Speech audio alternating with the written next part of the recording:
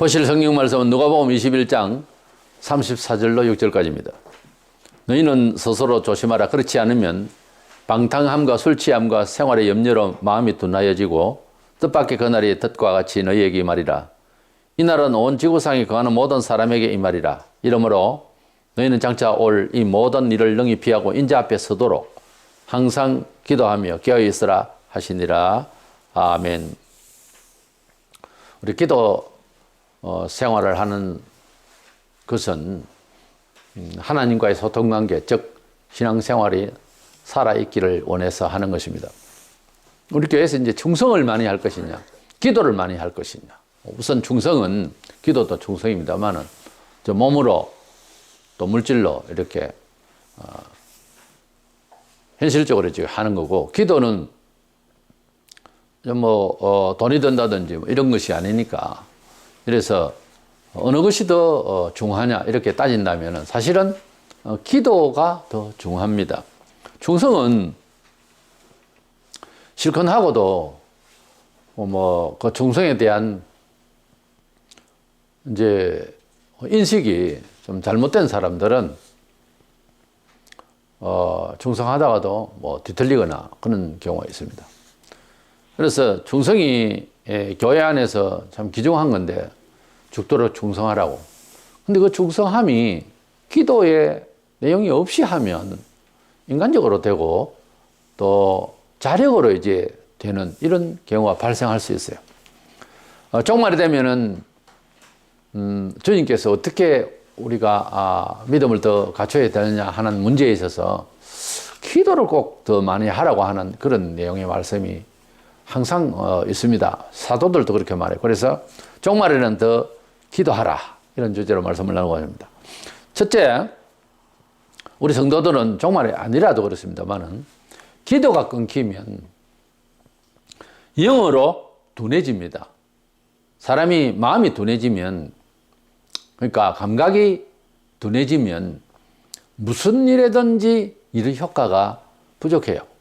그래서 어떤 지식이든지 어떤 엔지니어나 또는 어떤 철학적인 요소든지 또 종교적 활동에 있어서도 이 감각이 묻어지면 안 됩니다.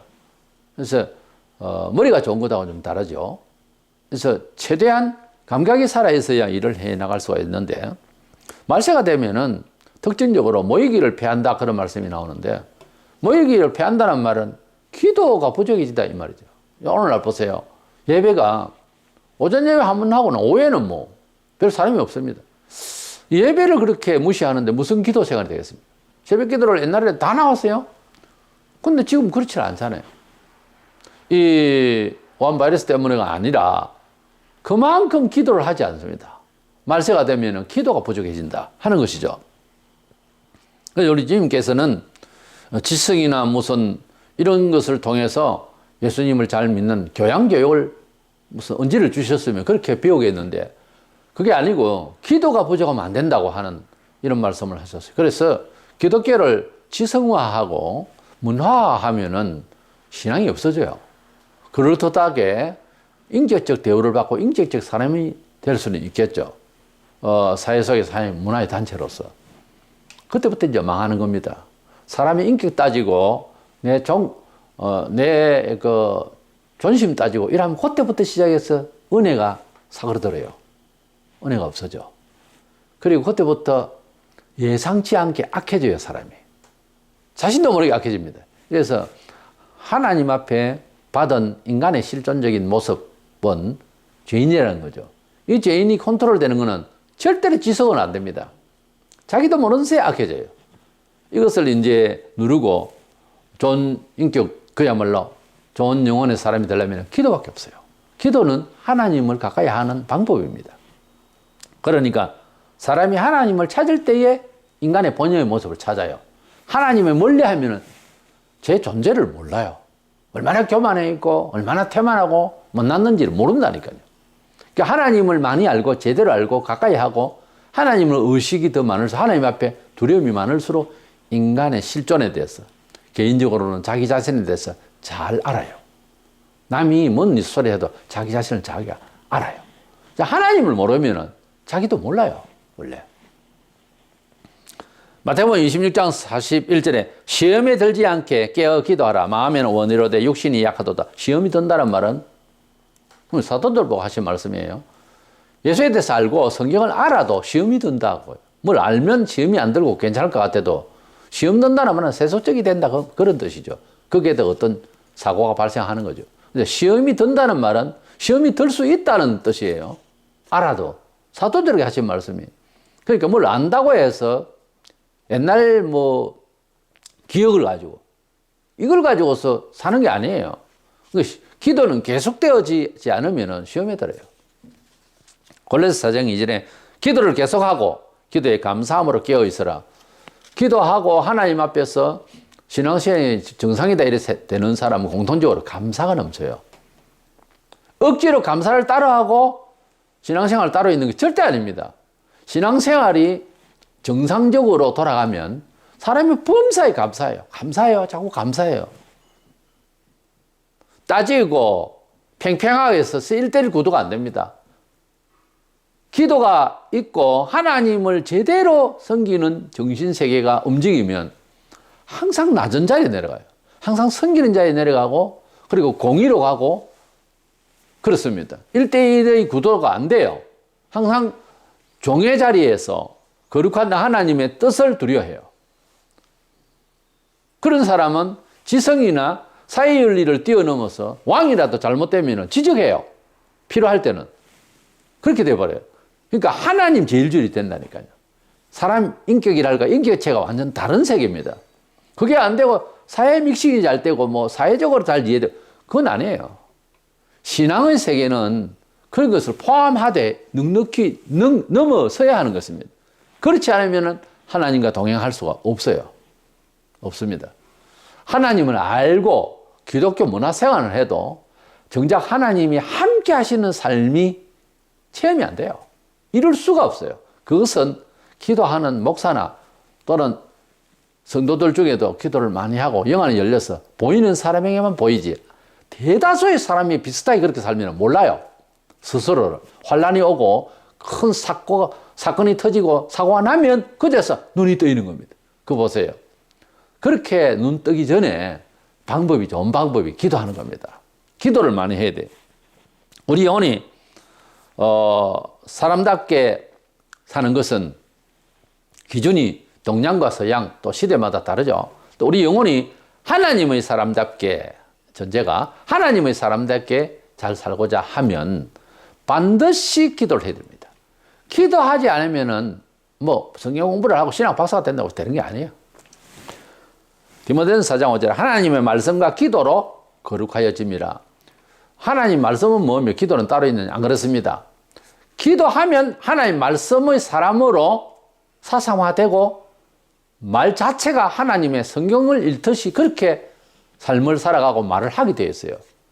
그래서 하나님의 말씀에 근거해서 기도 생활을 하면 거룩해진다. 하나님의 백성 다음의 생활이에요. 거룩이라는 말은 세속적이지 않다 이 말이에요. 거룩하다 그러니까 종교적 어떤 분위기를 생각하는데 그게 아니고 하나님의 뜻에 맞춰서 살려고 한다는 거예요. 거룩하니까 그런데 천천히 걷고 아주 노숙하면서 그게 아니고 바쁘게 오히려 살아요. 하나님의 뜻대로 산다고 아주 가는 길 방법이 다르다 뿐이지 이제 폼을 잡는다 거룩한 폼이라니까 아주 경건하게 무게 그런 뜻이 아니에요. 전혀 아니에요. 하나님의 뜻이라고 하는 것은 사람마다 몸이 재빠른 사람이 있고 늦은 사람도 있고 성품이 다 달라요. 그거다가 아무 상관이 없어요. 거룩이라는 말은 하나님의 것이 되는 거예요. 아무리 착해도 하나님의 것이 안 되면 뭐예요? 아무리 사람이 나쁘고 있는데도 이 사람 변화를 받아 하나님을 위하면 그 사람이 하나님 앞에서 쓰임받고 하나님 앞에서 귀한 거예요. 사람이 볼 때는 아닌 거지. 근데 하나님이 보실 때는 이 자가 더 마음에 드는 거예요. 그래서 하나님께서는 하나님의 뜻을 우리가 받아들일 때 그냥 살아도 되는데 성경의 법대로 살겠노라고 하면 기독교인이 된다 하는 이런 원리나 교리가 아니고요. 지구촌에 나는 모든 인생은 성경대로 살아야 돼요, 원래. 왜냐하면 사람이 살아가는 데에 살아가는 방식의 매뉴얼이 성경이에요, 원래. 이걸 모르니까 한 종교다. 기독교인이 책이다. 이렇게 생각하지. 불신자들이, 신자들이 구별이 없어요. 원래 같은 사람이에요. 하나님의 말씀의 뜻대로 기준을 삼고 살아가면 그럼 기독교 생활이라 이렇게 하는데 원래는 사람답게 사는 거다. 이렇게 되는 거예요. 그래서 사람의 사람다운 거는 예수를 믿고 하나님을 아는 것부터 시작돼야 돼요. 그렇지 않으면 짐승입니다. 잘 생각해 보세요. 짐승이에요. 사람이 사람 같습니까? 아닙니다. 공자알 명자알 소크라테스 플라톤 그거 아니에요. 도덕과 철학을 가지고 사람을 어떻게 이해 아닙니다.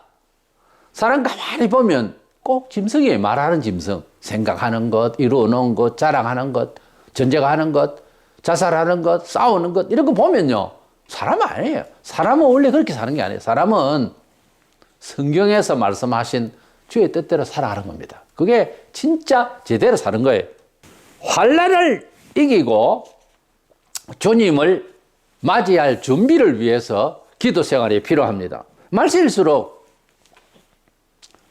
여러 영향권에서 기독교인들도 마찬가지로 문화가 아주 독해지고 또는 도덕적으로 타락하고 이래서 과거에 하나님 없이도 그저 인간적으로는 흉악하지 않았던 시절에 비해서 너무 독합니다. 그러니까 자꾸만 약해져요, 사람이. 그래서 우리가 이 세상 살아가는데 힘들어져서 뭐 교인들도 죽고 싶다는 생각도 막 들어요. 이럴 때 우리에게 필요한 것이 뭐냐는 거예요. 이럴 때를 위해서 기도를 해야 돼요.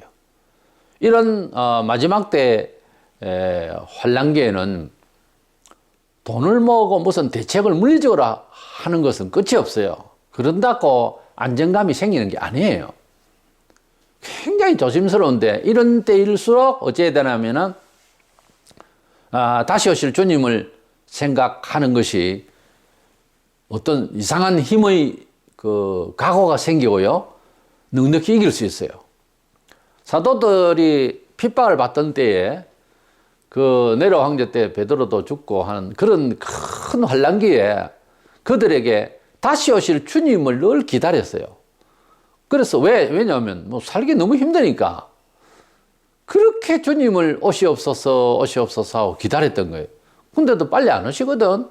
그러니까 일부 교인들이 뭐 세상 천지 뭐 없어지겠나 이런 생각을 가지고 다시 오실 주님을 생각지를 않는. 그래 되면 어떻게 됩니까? 차라리 세상을 사는 거예요. 세상적으로. 여기 이제 문제가 있는 거예요. 우리가 이 말세가 되면 많은 그 환란이 생기는데 지금 온 세계가 왕 바이러스 때문에 고통을 받고 있어요. 그렇지 않는 지역도 있습니다만은 이런 때에 이제 우리가 알 것은 이런 환란기에 우리가 무슨 정신으로 살아야 되느냐는 것이 가장 중요한데 다시 오실 주님 그 직전에는요 이보다 더한 일이 생겨요.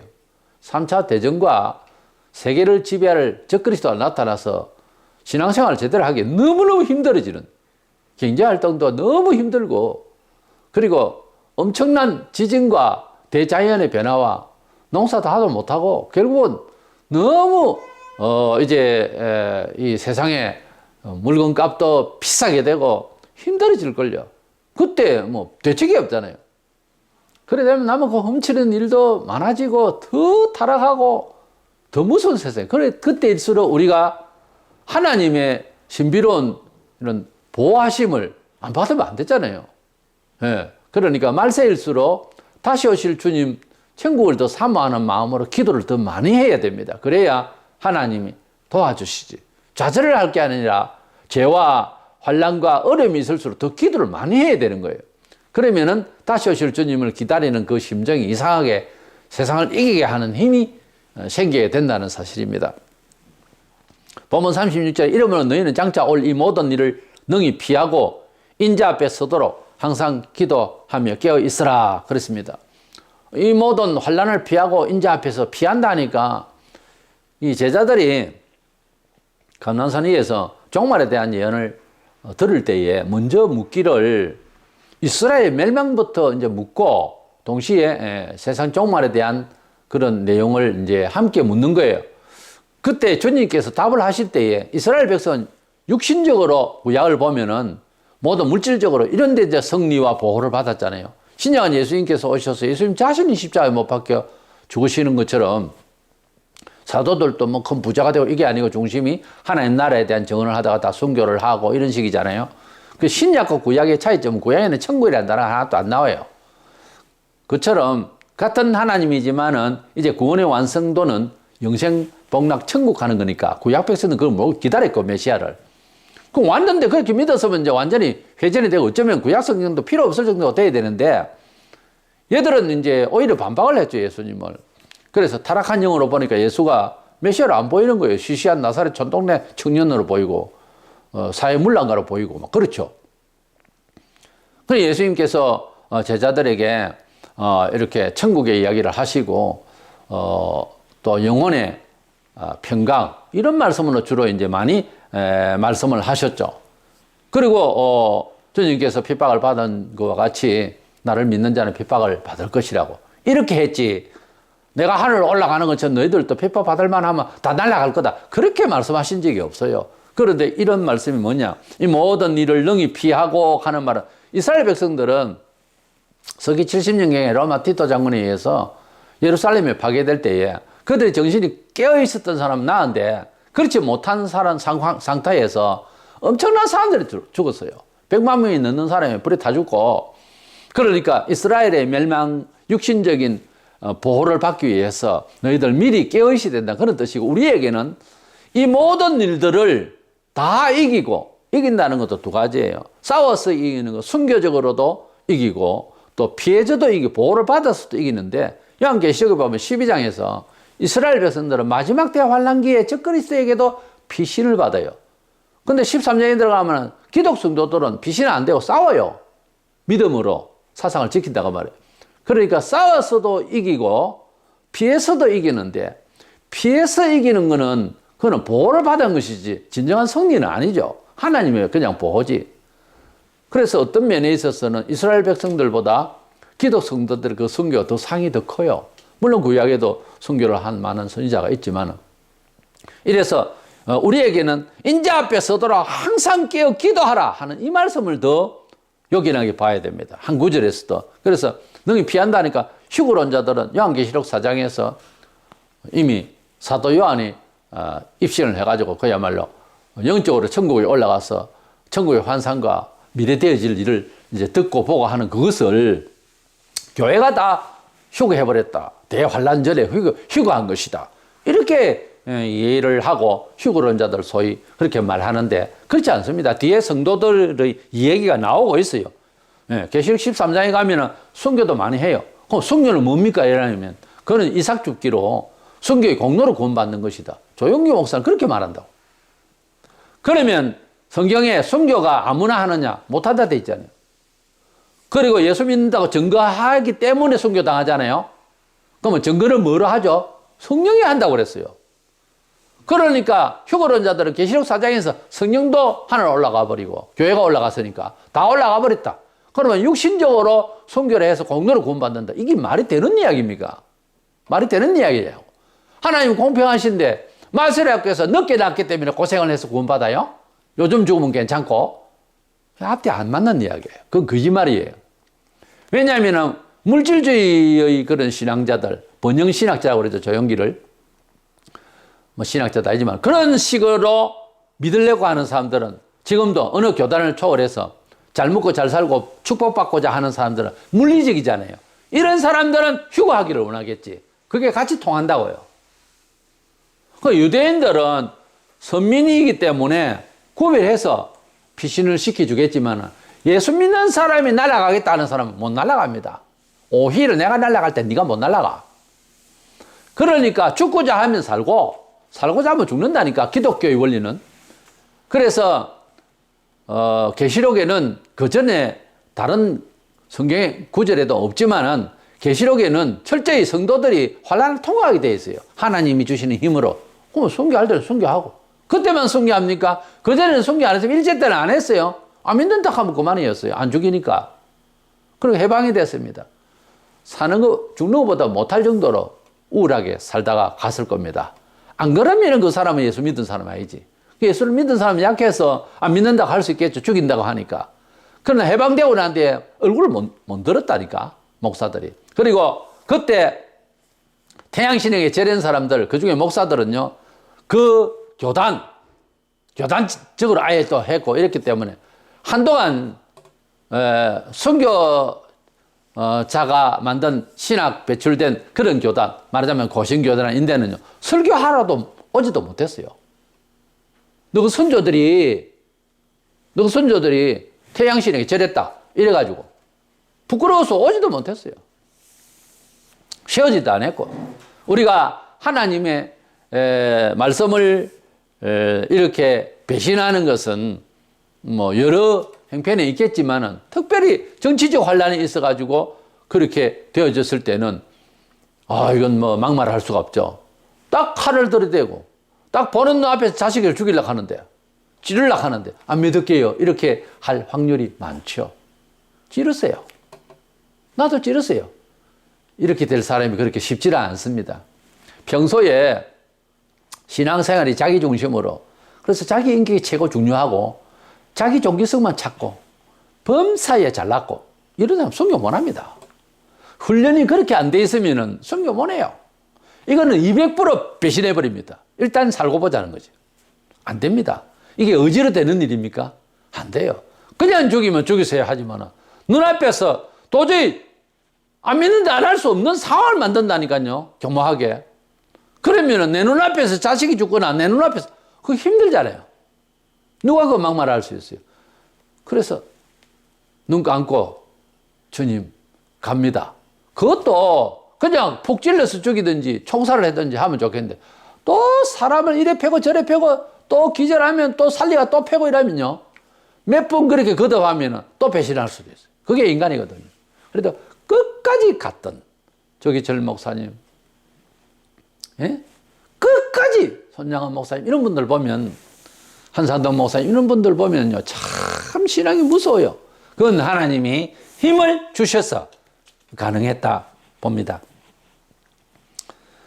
그러므로 데살로니가전서 5장 17절에 쉬지 말고 기도하라 그랬습니다. 마태이 25장 13절에 그런즉 깨어있으라, 너희는 그 날과 그 때를 알지 못하느니라. 우리는 주님이 언제 오실지, 어떤 상황이 벌어질지 미래사에 대해서 정확한 지식은 없어요. 날짜도 모르고. 그러나 우리 주님이 오시기 전에는 일어날 사건들에 대한 여러 말씀들을 하셨어요. 그 말씀 중에 천지 계획도 있고, 그리고 경제적인 것, 또 정치적인 것, 많은 환란들이 전 세계적으로 일어날 것을 말씀하셨어요. 그런데 지금 우한 바이러스로 통해서 전 세계에 이럴 줄 아무도 몰랐잖아요. 이런 상황은 역사에 없었어요. 제가 볼 때는 이렇게 너희들을 내가 치리하겠다. 심판날에 가깝다는 뜻입니다. 장난이 아니에요. 우리가 돌이켜보면 이 사회가 얼마나 타락하고, 교회도 얼마나 외식되고, 얼마나 인간적인지 말로도 할 수 없어요, 사실은. 교회가 한번 매 맞을 때가 넘었어요, 사실은. 이런 때에 우리는 환난을 이기고 주님을 맞이할 준비를 하는 뜻에서 기도가 더 필요하더래요. 기도는 알고 있는 바를 지킬 수 있는 힘이 생겨요. 기도가 빠지면 알아도 안 돼. 그래서 기도를 더 많이 해서 이 시대를 이길 수 있는 우리가 되기를 축원합니다.